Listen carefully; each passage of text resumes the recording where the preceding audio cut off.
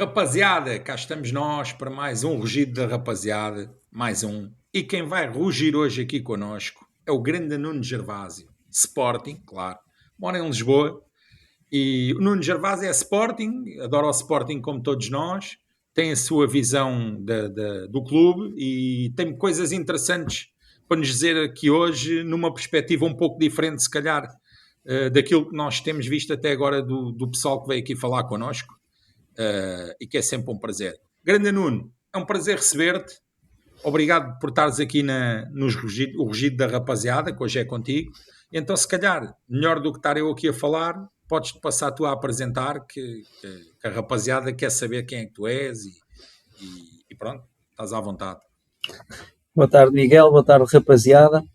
Então, o meu nome é Nuno Gervásio, tenho 56 anos, sou sportinguista, joguei futebol federado até à última época de júnior, depois enverdei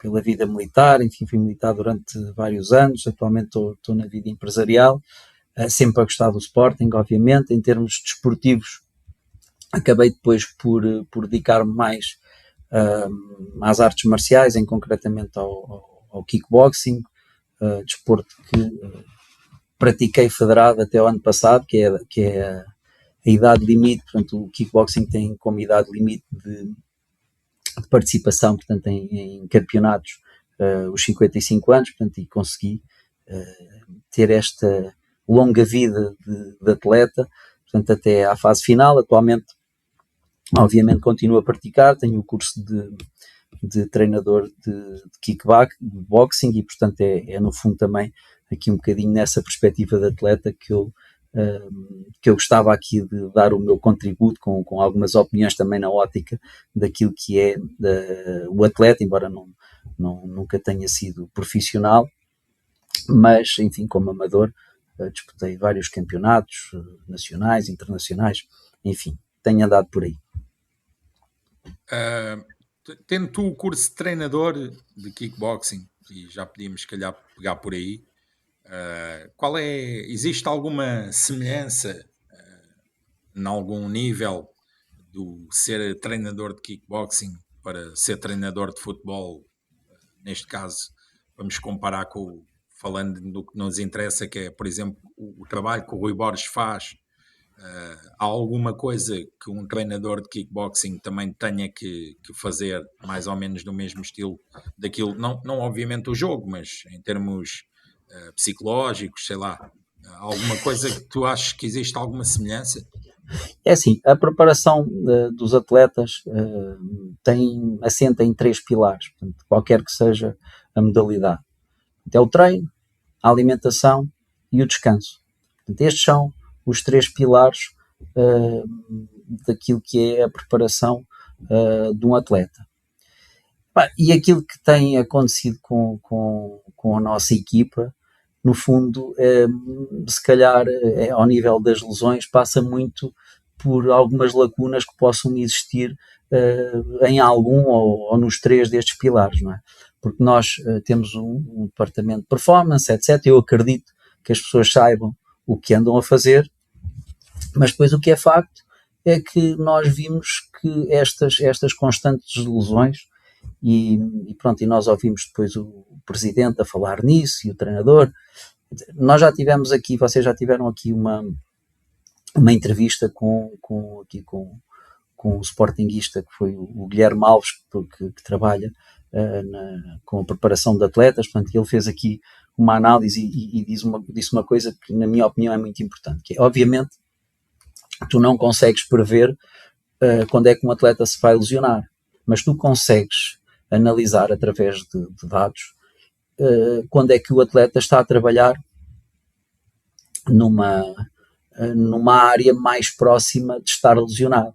Portanto, isso é atualmente, portanto, com a tecnologia que existe, tu tens possibilidade realmente de saber quando é que o atleta está a trabalhar numa zona mais próxima da lesão ou não. Portanto, eu acho que portanto, estes 3 pilares, seja no treino, obviamente depois o treino tem a parte técnica, a parte física, E eu acho que provavelmente nós temos aqui alguns atletas com algumas lacunas no treino. Já não quero falar na alimentação, quer dizer, porque para nós é impensável um atleta profissional não ter uma alimentação que seja condizente com a situação de atleta profissional. No entanto, curiosamente, não há muito tempo, eu li uma entrevista do Slimani que disse que quando veio para o Sporting passou os primeiros 4 meses a comer pizzas porque disse que não sabia que se podia comer na academia. Não sei se tiveste a oportunidade de ver essa entrevista. Mas ele diz numa entrevista que os primeiros 4 meses veio para o Sporting só comia pizzas congeladas porque não sabia que se podia comer na academia. E nós ficamos a pensar, como é que é possível? Como é que é possível um atleta profissional de uma equipa com a dimensão do Sporting está a andar a comer pizzas congeladas? Não pode ser. Portanto, nós acreditamos que o pessoal do departamento de performance saiba o que anda a fazer, mas depois acontece aqui qualquer coisa pelo meio que está a falhar e na minha opinião nós não podemos estar a dar milhões por um atleta e depois não apostar nessa componente. Esse sportinguista, o Guilherme, portanto, que falou muito nessa componente da preparação física, disse que o Ruben, quando foi embora, levou uma série de elementos da estrutura que faziam essa parte. Tem que ser a direção a colmatar essa lacuna, porque assim, nós fomos buscar o Rui Borges numa altura difícil para o Sporting. O Ruben deixou um legado que era difícil, depois o João Pereira, enfim, com aquela forma dele, enfim, de treinar também não deu resultado. Portanto, obviamente o Sporting foi buscar um treinador de recurso, enfim, um treinador que conhecia o futebol português, tinha tido alguns bons resultados, etc. Mas nós não contratámos um treinador que trouxesse depois toda esta estrutura atrás. E, portanto, tem que ser, e a direção, sabendo disso, tem que colmatar essa falha na equipa técnica. Isto tem que ser aqui um trabalho entre a direção e o treinador, e a equipa técnica, não é o treinador, portanto, a equipa técnica, de forma a que a gente consiga trabalhar estas três componentes, portanto, a alimentação, o descanso e o treino, de forma a que os atletas trabalhem sempre em zonas que não estejam próximas da lesão. Obviamente, depois temos que ter mais rotatividade no plantel, etc. Tudo isso tem que acontecer. E eu acho que é, no fundo, a grande falha desta direção / equipa técnica, é realmente o trabalho que está a ser feito nessa parte do treino, que depois, obviamente, o atleta profissional também se espera que ele tenha todos os cuidados, enfim, treinadores particulares que possam compensar algumas situações específicas do próprio corpo do atleta, não é? Que pode ter alguma necessidade de treinos específicos. Já foi aqui falar também nas entrevistas que o Trincão, por exemplo, faz esse tipo de trabalho, portanto, e acaba por ter até, não ter lesões, portanto, ter um desempenho diferente dos outros atletas. Tem que haver aqui uma ligação, essa ligação direção, equipa técnica, atleta, de forma a que a gente consiga ter aqui os atletas em boa forma física, portanto, a trabalharem longe da zona de lesão durante a época toda. Tu achas que essa foi a principal condicionante para o nosso não termos almejado conquistar o tricampeonato? Pensas que foi só isso ou existiram outras condicionantes para além da questão física? É assim, eu acho que a condição física foi algo que foi muito, que desgastou muito a equipa. Há algumas opções no Rui Borges que eu também não entendo. Ele é sempre muito previsível, é tudo muito previsível, é a substituição aos 65 minutos, é sempre marcada. E está com a hora marcada, aquilo a gente já sabe, com entre os 64 e os 66 aquilo não falha, ele começa as substituições. Eu acho que ele, volto a dizer, portanto, a direção vai buscar o Rui Borges numa situação complicada para o Sporting, portanto, pós-Amorim, pós-João Pereira. Acho que ele, no fundo, tem feito um trabalho, se calhar, condizente com aquilo que eram as expectativas, foi campeão, etc. Acho que ele parece-me ser uma pessoa que é capaz de agregar ali a equipa e de levar a equipa a ter alguns bons resultados. No entanto, acho que lhe falta depois aquela estrutura técnica que já aqui mencionei. E acho que lhe falta depois também alguma flexibilidade técnica, porque o Sporting tem jogadores na minha opinião, para jogar de forma diferente.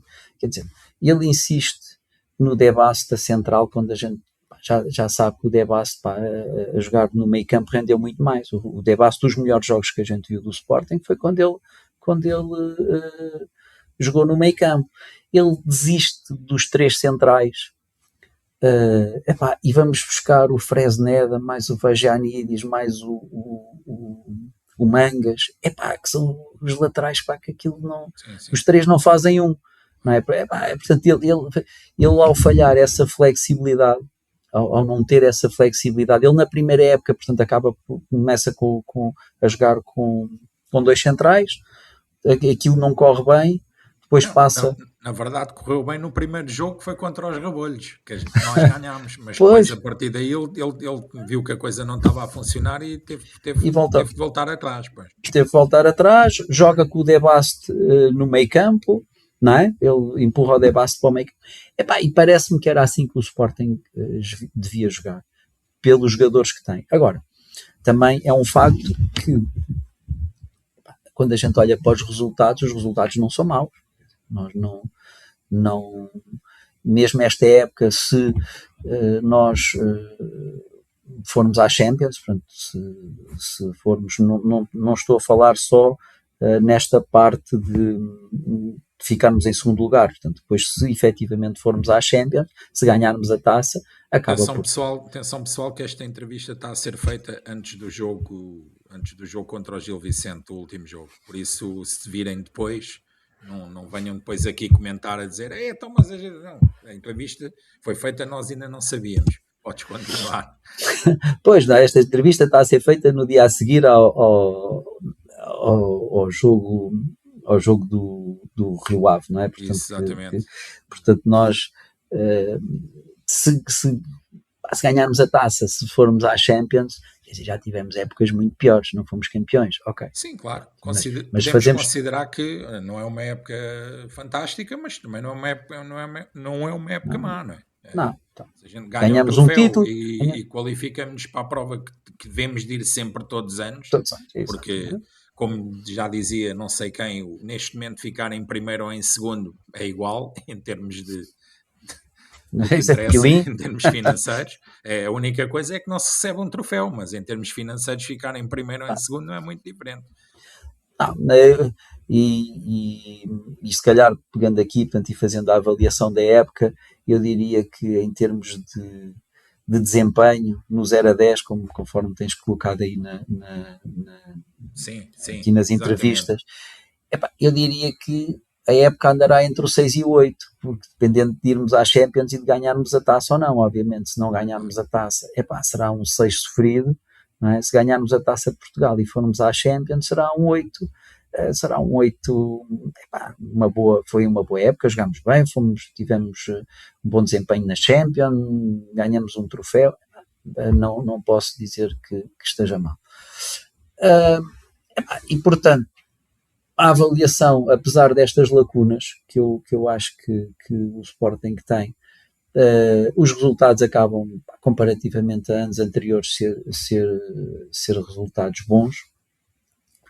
Também pegando aqui, se calhar, já na questão do treinador, na minha opinião, acho que foi desajustado o timing da renovação. Acho que... Mas concordas com a renovação?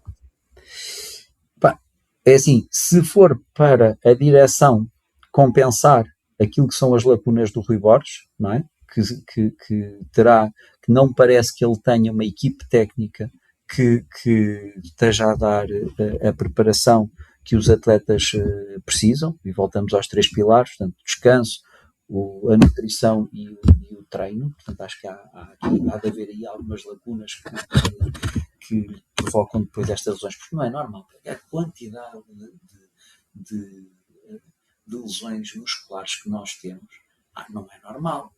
Isto pode acontecer Há um problema qualquer com o teu micro. Vê lá aí que... Está melhor assim? Tá. Assim, tá. Estava aqui a tocar. Mas se a direção colmatar, isso acho que é menos mal. Na minha opinião, acho que o Rui Borges foi contratado no momento em que foi. Acho que o contrato dele devia ir até ao fim, mas acho que, como tu também já disseste várias vezes, e eu concordo, não é o treinador que o Sporting precisa. Não é, na minha opinião, não é o treinador que o Sporting precisa. Se olharmos friamente para os resultados, pronto, os resultados não têm sido maus, mas eu gostava de ver um Sporting com um investimento maior numa equipa técnica que já trouxesse toda a experiência de ter que passar por isto que o Sporting está a passar, de jogar 3 em 3 dias, de ter uma ambição de jogar todos os jogos para ganhar. Não achei o nosso presidente também, mais uma vez, quer dizer, se olharmos para os resultados, tem que dizer que sim senhor, mas depois quando ele diz aquilo de não temos equipa para a Champions, não, nós temos que ter equipa, nós temos que jogar os jogos todos para ganhar, fazer o melhor com a equipa que temos, com a rotação certa, com os jogadores nas posições certas, e temos que jogar os jogos todos para ganhar, e já vimos que o Sporting tem uma equipa atualmente para defrontar qualquer equipa que seja da Europa, do mundo. Nós estamos lá e temos que entrar para ganhar. Algumas vezes não vamos ganhar, é verdade, mas a mentalidade tem que ser entrar para ganhar. Todo atleta tem que ter essa ambição, não pode ser... não concordo muito que as Champions não são jogos para ganhar, não, são para ganhar com a melhor equipa que puder jogar, mas os jogos são para ganhar. E se tivermos que fazer descansar jogadores na Champions ou noutro troféu qualquer para depois no jogo a seguir estar melhor, tem que ser entre os que estão melhor para aquele jogo, e os que estão melhor para aquele jogo nem sempre são os melhores, porque às vezes os melhores também precisam descansar para ter para trabalharem, lá está, fora da zona de risco de lesão. Exatamente. Em relação à equipa, estavas a falar aí há pouco de alguns jogadores, não é? Mas tu achas que, por exemplo, se houver a tal quebra do meio campo que dizem que vão sair os 2 jogadores, eu não quero estar a falar aqui em futurologia, porque a gente também não sabe quem é que vem, quem é que sai efetivamente, nem vamos estar aqui a alimentar e os jornalistas, que isso é o que eles querem. Isso é a vida deles. Agora, quando acabar isto é que vão ficar um mês, não tem nada para dizer, Sporting vai comprar 50 jogadores, vai vender 50 jogadores, já sabemos como é que é. Mas saindo ali a espinha dorsal da equipa, no caso saírem o Morten e o Morita, o Rui Borges continuando, Sporting, achas que vai ter a mesma coisa? O que eu te quero perguntar é o seguinte, não achas que a equipa com o Morten, por exemplo, consegue às vezes suprir alguma coisa que falte em termos mentais, que não seja passado pelo banco? Ou seja, que a equipa técnica não consiga, e às vezes estando o Morten em campo, a motivação e a entrega da equipa é uma, e quando ele não está a gente nota que é outra. Até tens visto, desde que ele se lesionou aquele jogo com o Porto, e agora estamos a falar no dia a seguir ao jogo com o Rio Ave, que eu inclusivamente na live me queixei que a primeira parte foi vergonhosa, e foi. Às vezes não falta ali alguém que, não sei se sentes essa falta, alguém que bora pessoal, como é que é? Bora lá, então, o que é que se está a passar aqui? E isso era uma coisa que devia vir do banco. Lá está, é uma coisa que não vindo do banco tem que vir de algum lado, não é? Eu acho que o Palhinha, se vier, vem com um estatuto que pode dar ali alguma, pronto, pode ser essa voz de comando, mas olhando para o histórico, eu acho que o Palhinha não chega. Eu acho que há aí jogadores que já passaram pelo Sporting. Olha, dou-te o exemplo do Ugarte, por exemplo, não sei se era viável ou não, mas o Ugarte está encostado lá no Manchester, mas era, por exemplo, outro jogador que se voltasse. Não estando a falar de quem possa vir, mas entendemos que é preciso alguém que, o que é importante aqui definir, é alguém que tenha esse comando, se não encontrarmos esse jogador, a coisa é complicada. É isso, concordo. Vai ser complicado, mas aí volta aqui à direção. Eles têm que escolher um ex-treinador que não é um treinador completo, não é um treinador já feito, têm que encontrar soluções para colmatar estes pontos em que ele é mais fraco, portanto, para que depois a equipa não se ressinta. Okay. Como é que avalias o trabalho da direção de forma geral? Eu aqui custa-me separar um bocadinho da direção dos resultados desportivos. Eu acho que, portanto, o Varanda já se percebeu, na minha opinião, que ele procura treinadores, enfim, até os jogadores, que não sejam problemáticos. Portanto, nós, de há uns anos para cá, não temos aqueles treinadores, aqueles jogadores problemáticos. Acho que a linha do Varandas é essa. Depois, acho que ele também começa a ser nítido que ele vende. Portanto, ele procura vender um jogador, portanto, que seja titular, e depois mais alguns que não são tão titulares para fazer dinheiro. Portanto, foi assim o ano passado. Vendemos o Vítor, vendemos aquele miúdo que estava nos Chaves, também para o Chelsea. O Essugo, exatamente. E, pronto, ele vende um jogador dos que são titulares e depois vende mais uns quantos assim para fazer dinheiro. E este ano acho que vai ser a mesma coisa. Ele vai vender o Morton, provavelmente, o Morita acaba, também contrato. É uma linha.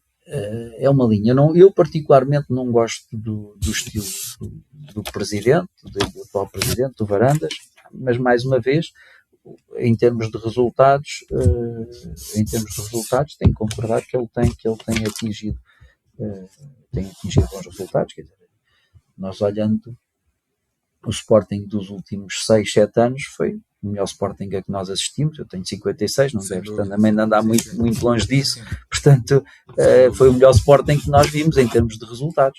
Portanto, o que é que se pode dizer? Podemos gostar mais, podemos gostar menos do homem, podemos gostar mais do estilo dele, podemos gostar menos, mas é um facto que os resultados têm sido bons.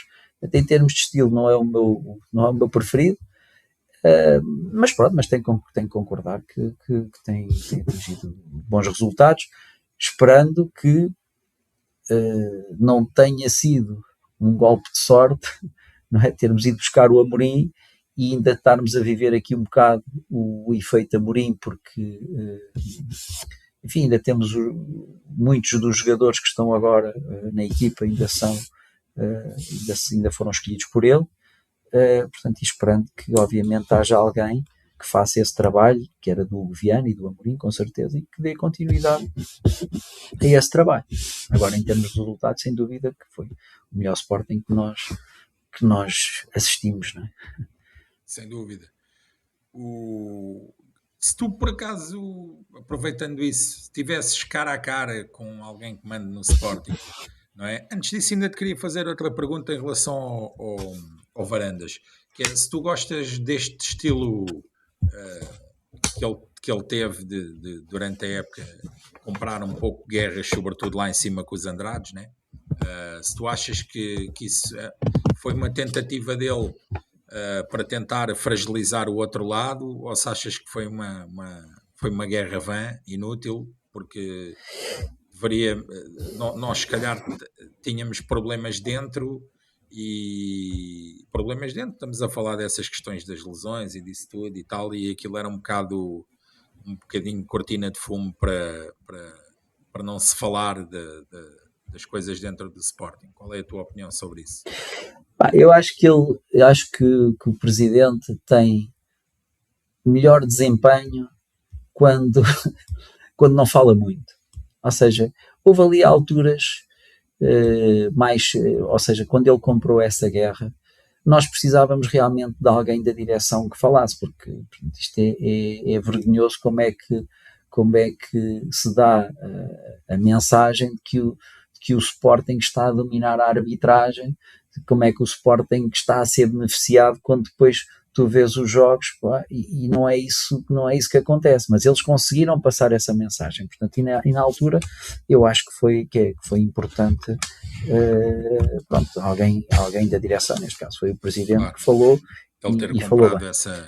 dele ter comprado essa guerra, porque, aliás, acho que depois ele voltou a calar-se, portanto, agora voltou depois a falar quando foi a renovação do Rui Borges.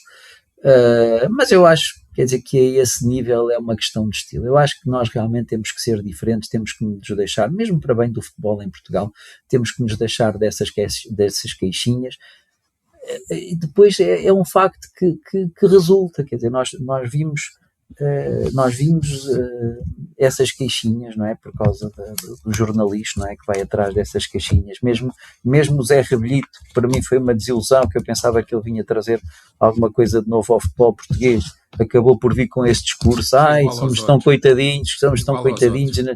É pá, uma desilusão completa. E pronto, e lá com o presidente dos Andrades é a mesma coisa também. Pá, pensava que vinhamos ter um futebol diferente, não, já começou outra vez, somos os coitadinhos e não são nada, quer dizer, como se o Sporting alguma vez tivesse dominado alguma coisa na arbitragem, não é? A gente não, alguém acredita nisso? Alguém que veja o futebol de forma minimamente verdadeira, alguém acredita que é o Sporting que domina a arbitragem? Porque fizeram uma coisa, a Taça de Portugal e o jogo de Santa Clara, por causa de um canto. Estou a brincar, ok? Um canto. Claro, e os outros que fomos prejudicados, que eu na altura eu falei, isto vai-nos sair caro. Eu tinha falado disso. Pois, esta coisa vai-nos sair cara. E tivemos várias vezes que fomos prejudicados em jogos agora recentes, mas que ninguém diz nada. Ninguém diz nada.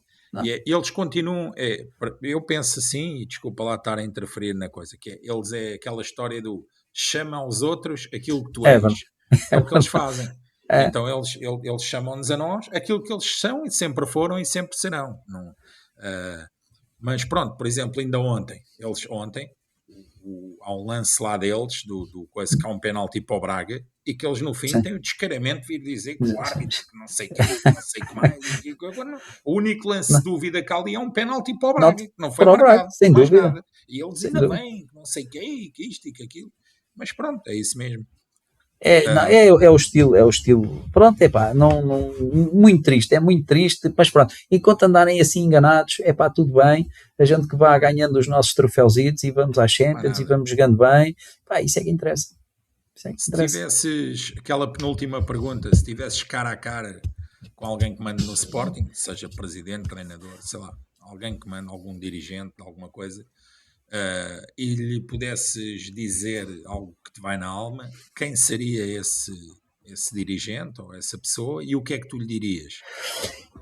Olha, eu provavelmente seria o presidente e perguntava-lhe porque é que o gajo compra Ferraris, não é?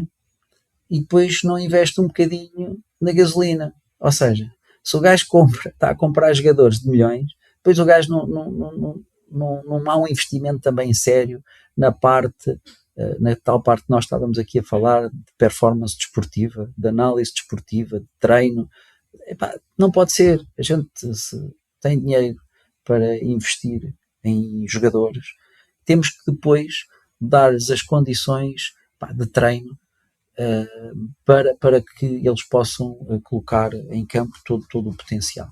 Porque quer dizer, nós não conhecemos os jogadores, não é? Mas mais uma vez aqui refiro a tal entrevista do Guilherme, Ganda Guilherme, que não o conheço pessoalmente, mas gostei muito da entrevista dele, Guilherme Alves, não é? Que ele disse uma coisa que me parece que é verdade, que aquilo não deixam de ser putos com corpo. porque o jogador de futebol assim, tem 20, 21 anos, são craques, são ídolos, não sei o quê. Epá, e faltando-lhes essa parte de cabeça para serem atletas, não é? Porque é o que lhes falta, a maior parte das vezes, é serem atletas profissionais, porque eles são bons jogadores, mas depois falta-lhe a parte emocional, não é? E psicológica. E nós temos casos, quer dizer, o Ronaldo, ok, estou a ir buscar o maior exemplo, não é? Da condição física que o homem tem com 40 anos. Uma coisa completamente absurda. Mas os atletas atualmente têm que ser assim, têm que ser dedicados, são profissionais, têm que se dedicar. E o clube tem que ter as condições para que o atleta consiga tirar manter o desempenho, não é? Manter um desempenho e tirar o potencial do aceitável, claro. Tirar o potencial todo do atleta, porque nós somos uma equipa formadora, não é? E essas condições têm que ser dadas desde o início. Portanto, aquilo que eu diria ao Presidente era para tentar poupar 1 ou 2 milhões em cada jogador para investir nessa parte.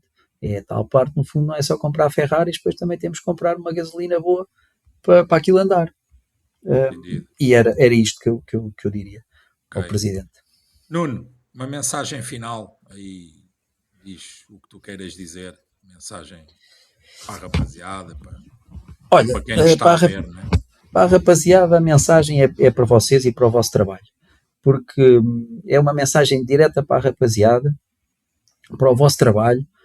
Vocês são, no fundo, são a comunicação do Sporting, praticamente. Vocês denunciam sem mimimi, direto, de forma direta. As vossas análises, como tem que ser, a vossa análise é excelente. São uma inspiração para os sportinguistas, no fundo vocês colocam por palavras aquilo que a maior parte de nós pensa, mas que de alguma forma parece que já está habituado àquela coisinha, já estamos habituados a ser roubados, já estamos, pronto, e vocês denunciam as coisas sempre com uma análise fria, ao mesmo tempo engraçada, porque é um momento de boa disposição estar a ouvir-vos depois dos jogos. É aquele bem de esperar aqui aqueles minutos até que o Miguel começa a live, muito mais interessante do que estar a ver as entrevistas. Sem dúvida. Portanto, a minha palavra é para vocês e para o vosso trabalho, e continuem, e boa sorte, e continuem com estas iniciativas que são no fundo aqui um espaço de partilha de opiniões entre sportinguistas, que está excelente, na minha opinião.